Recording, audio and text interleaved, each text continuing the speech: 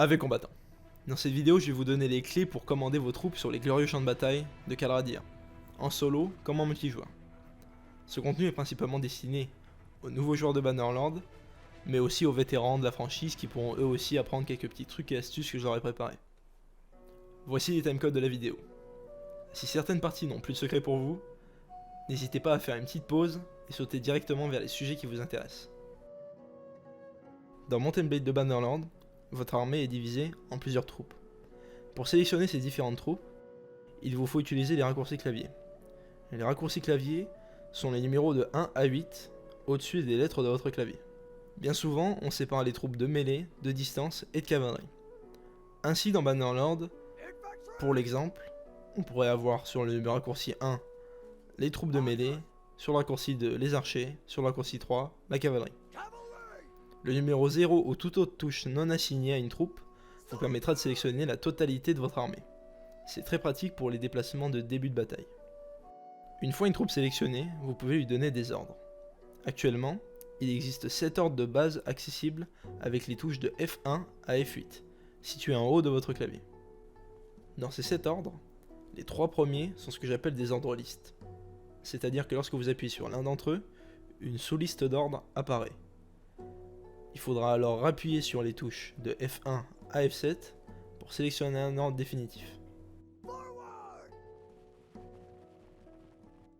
Les 3 suivants sont des ordres uniques. Lorsque vous appuyez sur l'un d'entre eux, l'ordre est donné instantanément. Si vous voulez donner l'ordre inverse, il suffit de appuyer sur celui-ci.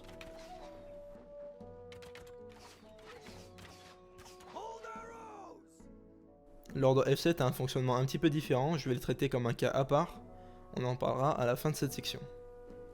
Je vais d'abord vous parler du coup des ordres uniques de F4 à F6.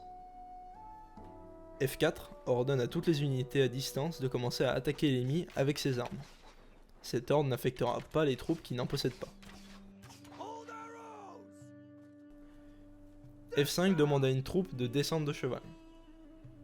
En rappuyant sur F5, la troupe remontera sur le cheval.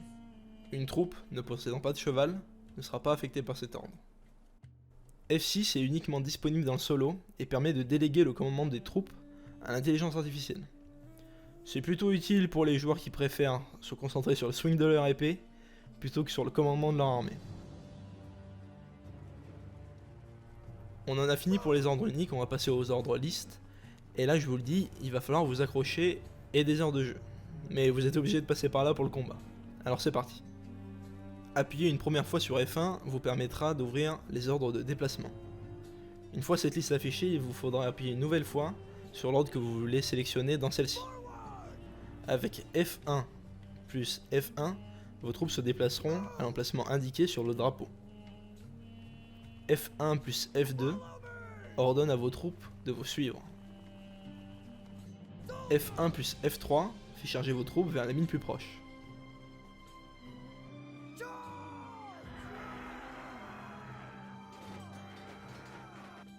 F1 plus F4 fait avancer vos troupes en formation vers l'ennemi jusqu'à ce qu'elles arrivent au contact.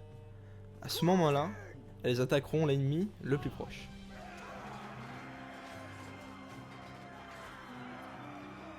Voici la différence entre attaquer l'ennemi avec F1 F3 et F1 F4.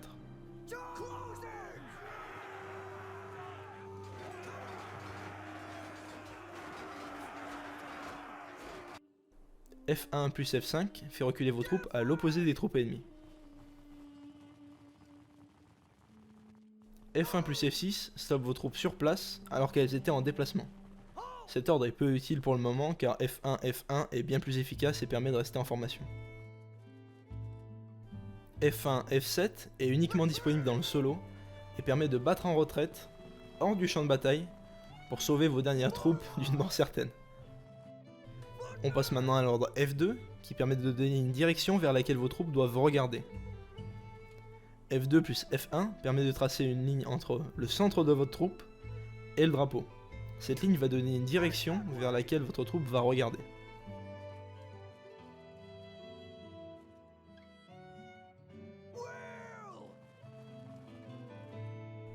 F2 plus F2 ordonne à vos troupes de regarder dans la direction des ennemis les plus proches.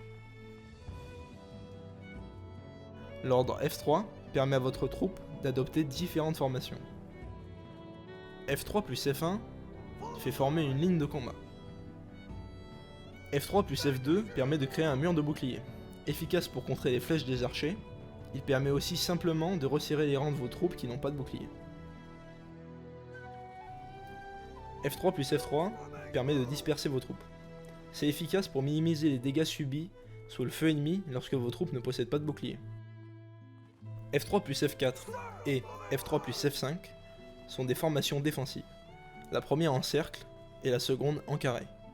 Pour l'instant, elles ne sont pas très utiles dans le jeu, je vous expliquerai pourquoi dans la deuxième partie de cette vidéo. F3 plus F6 permet une formation en flèche. Normalement faite pour les charges de cavalerie, dans l'état actuel du jeu, la formation est peu utile. F3 plus F7 rappellera des bons vieux souvenirs de Napoleonic Wars aux vétérans de la licence. Avec cet ordre, vos soldats vont vous suivre à la queue leu leu.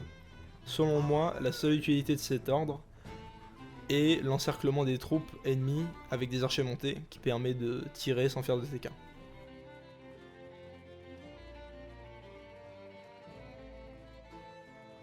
L'ordre F3 plus F8 n'est actuellement pas implémenté dans le jeu et ne sert à rien.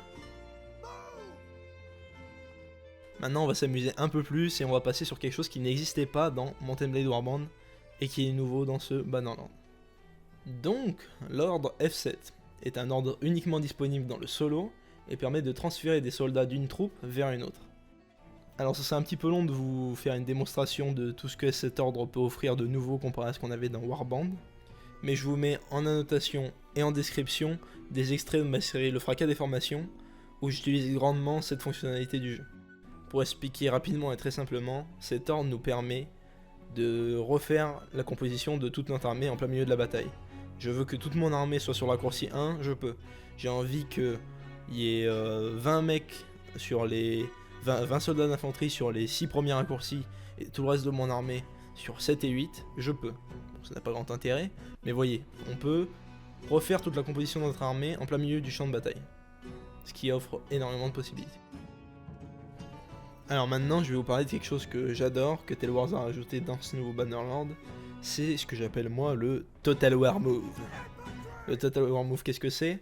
C'est à la manière du jeu Total War, on peut étirer notre troupe. Donc on peut augmenter le nombre de rangs que va avoir notre troupe ou le réduire en l'étirant. Ça va nous permettre de nous adapter énormément sur le champ de bataille. Par exemple, si on veut tenir un corridor, on va augmenter le nombre de rangs de notre unité et la faire boucher ce corridor. Si on veut tenir une grande ligne sur une grande plaine, on peut aussi en étirant simplement notre ligne. Et c'est aussi pratique pour positionner nos troupes comme il faut, contre un mur, contre des rochers, au bord d'une falaise pour se mettre à couvert ou contrer une charge de cavalerie qui irait droit dans un mur. Ce genre de choses. Pour réaliser ce magnifique move, il vous suffit de sélectionner une troupe, puis cliquer gauche, décaler votre caméra tout en restant avec le clic gauche enfoncé, et relâcher votre clic gauche. Une ligne formée de gauche à droite regardera dans la même direction que vous. Une ligne formée de droite vers la gauche regardera vers vous.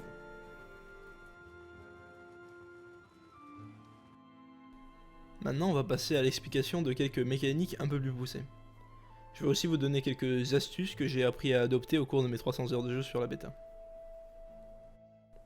Il y a quelques mois, une attitude défensive et agressive a été ajoutée aux troupes. Cette attitude est déterminée par la formation que votre troupe adopte. Toute formation qui demande un lever de bouclier donnera une attitude défensive à vos troupes, c'est-à-dire le mur de bouclier, la formation en carré et la formation en cercle.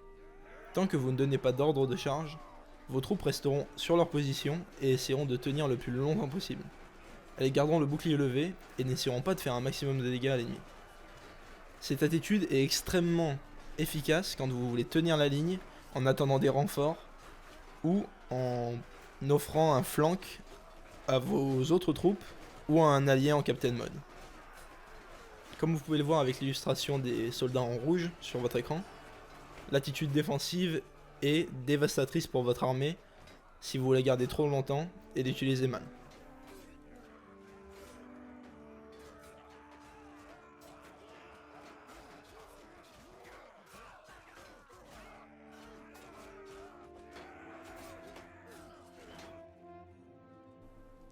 L'attitude agressive est son extrême opposé.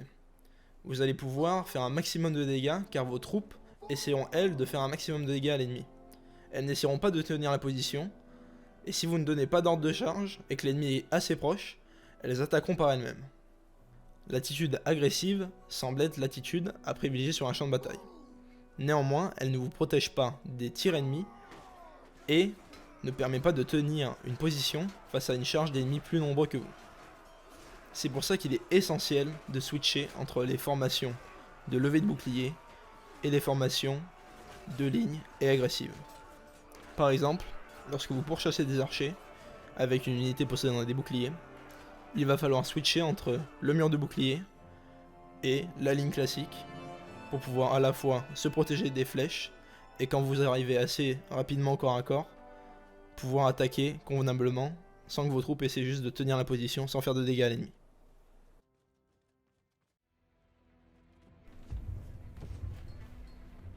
Et voilà, il me reste 2 conseils essentiels à vous donner avant que vous preniez le commandement de vos armées dans les combats épiques de Bannerlord.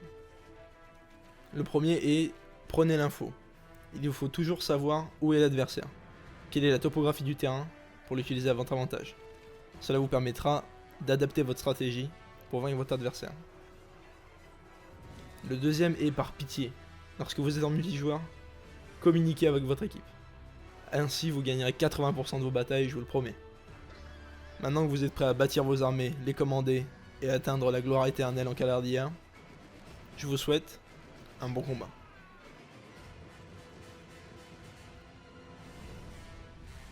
Vous pouvez retrouver mon aventure quasiment quotidiennement sur Twitch et sur YouTube.